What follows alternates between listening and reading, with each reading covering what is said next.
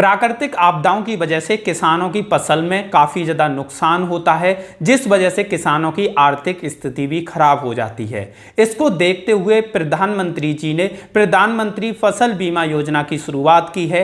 आज की वीडियो में हम आपको बताने वाले हैं कि कैसे किसान भाई प्रधानमंत्री फसल बीमा योजना के तहत अपने फसल का बीमा कराकर प्राकृतिक आपदा से होने वाले नुकसान से बच सकते हैं। जैसा कि दोस्तों आप लोगों को पता होगा कि किसान लोग खेती करते हैं और बहुत बार ऐसी प्राकृतिक आपदाएं होती हैं जिस वजह से उनकी खेती नष्ट हो जाती है। प्राकृतिक आपदाएं वो होती हैं जिसमें इंसान का कोई हाथ नहीं होता, इंसान उन्हें कंट्रोल नहीं कर सकता, जैसे ज़्यादा बारिश हो जाना, ज़्यादा सूखा पड़ जाना, भूकंप आ जाना। इसके अलावा ऐसी आपदा जो किसानों को काफ़ी ज़्यादा नुकसान पहुंचाती हैं उन्हें प्राकृतिक आपदा के नाम से जानते हैं। तो ऐसी आपदाएं जब आती हैं जब किसानों का अपने खेत पर, अपनी फसल पर कोई भी कंट्रोल नहीं होता और उस वजह से खेती नष्ट हो जाती है, फसल नष्ट हो जाती है और किसानों को काफ़ी ज़्यादा नुकसान हो जाता है। उसके बाद किसानों की आर्थिक स्थिति भी खराब हो जाती है। इसी चीज़ को देखते हुए केंद्र सरकार ने प्रधानमंत्री फसल बीमा योजना की शुरुआत की और किसानों को बोला गया कि प्रधानमंत्री किसान बीमा योजना के तहत आप अपनी फसल का बीमा करा सकते हैं और बीमा कराने के बाद अगर कोई भी प्राकृतिक आपदा होती है और जिसकी वजह से आपकी फसल नष्ट होती है तो सरकार की तरफ से उस फसल की भरपाई कर दी जाएगी। तो आज की वीडियो में इसके बारे में पूरी जानकारी हम देने वाले हैं, लेकिन वीडियो शुरू करने से पहले आप लोगों से एक निवेदन करना चाहेंगे कि आज की इस वीडियो को पहले ही लाइक कर दीजिए और जिन लोगों ने अभी तक इस वीडियो को शेयर नहीं किया है वो जल्दी से जल्दी सभी किसानों तक शेयर कर दीजिए, क्योंकि किसानों तक ये जानकारी पहुंचना बहुत ही ज्यादा जरूरी है। सरकार ने एक चीज को नोटिस किया कि हर चीज का बीमा हो जाता है और कभी भी भारी नुकसान होता है तो लोग बीमा कंपनी से उस राशि की भरपाई कर लेते हैं। आपने देखा होगा इंसानों का भी बीमा हो जाता है, गाड़ियों का भी बीमा हो जाता है, घरों का भी बीमा हो जाता है, जमीनों का भी बीमा हो जाता है, हर चीज का बीमा हो जाता है। लेकिन किसान जो फसल उगाते हैं, जो किसान सभी के पेट भरते हैं, जो किसान रात दिन मेहनत करते हैं, जो किसान धूप में बारिश में मेहनत करते रहते हैं, उनकी फसल का कभी भी बीमा नहीं होता। वो हमेशा मेहनत करते रहते हैं लेकिन कभी कभी ऊपर वाला उनके साथ ऐसा गलत कर देता है जिस वजह से उनकी फसल नष्ट हो जाती है और फसल के साथ साथ उनके सपने नष्ट हो जाते हैं, उनकी आर्थिक स्थिति खराब हो जाती है, जिस वजह से बहुत सारे किसान सुसाइड तक कर लेते हैं। किसान बहुत ही ज्यादा मेहनत करके खेतों में फसल उगाता है और उसके बाद प्राकृतिक आपदाएं आती हैं, उनकी फसलों को नष्ट कर जाती हैं। उसके बाद कहीं से भी उन फसलों की भरपाई नहीं हो पाती और उन किसानों को आर्थिक नुकसान इतना ज्यादा हो जाता है जिसकी भरपाई वो कहीं से भी नहीं कर पाते और फाइनली जब वो घाटे में रहते हैं तो सुसाइड को ही अपना अंतिम चरण मानने लगते हैं। लेकिन अब किसानों को चिंता करने की जरूरत नहीं है। अभी सेंट्रल गवर्नमेंट की तरफ से यानी कि प्रधानमंत्री नरेंद्र मोदी जी ने एक योजना का शुभारंभ किया है जो कि किसानों की फसल के बीमे से रिलेटेड है, जिस योजना का नाम प्रधानमंत्री फसल बीमा योजना रखा गया है। केंद्र सरकार ने इस योजना के लिए 8,800 करोड़ रुपए का बजट रखा है और आपको एक बात यहां पे ये बताना चाहूंगा, जब आप अपनी फसल का बीमा कराओगे तो फसल की जो कुल मूल्य होगी उसका सिर्फ और सिर्फ 1 से 1.5% या 2% आपको बीमा के रूप में देना पड़ेगा और उसके बदले आपकी 100% फसल सिक्योर हो जाएगी। भविष्य में कोई आपदा आती है तो 100% पैसा सरकार की तरफ से आपको दे दिया जाएगा।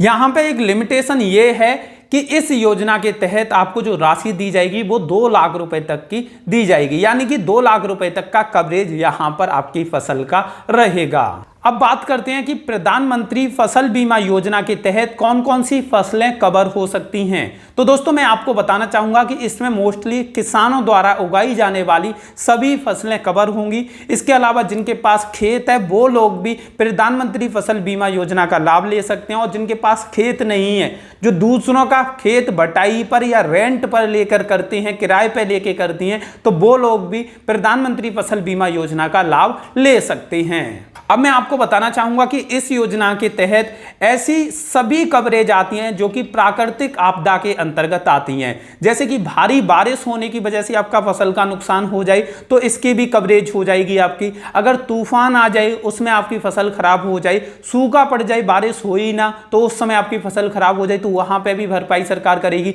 ज्यादा ठंडी पड़ जाए यानी कि जाड़ा लग जाए तो आपके आलू वगैरह अगर कर दे तो वो सड़ जाए तो उसकी भी सरकार भरपाई करेगी। यानी कि ऐसी आपदाएं जो भगवान करता है या ऊपर वाले के हाथ में रहती हैं उन सभी की कवरेज इसमें रहेगी।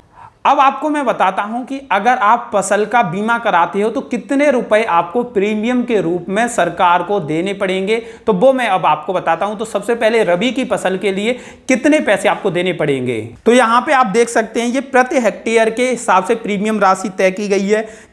गेहूं के लिए आपको 11,000 रुपए प्रति हेक्टेयर की राशि देनी पड़ेगी, जौ के लिए 661, सरसों के लिए 681, चने के लिए 505 और सूरजमुखी के लिए 661। इधर आप देख सकते हैं कि प्रति हेक्टेयर के हिसाब से बीमित राशि मतलब कितना बीमा हो जाएगा इतना पैसा देने पर।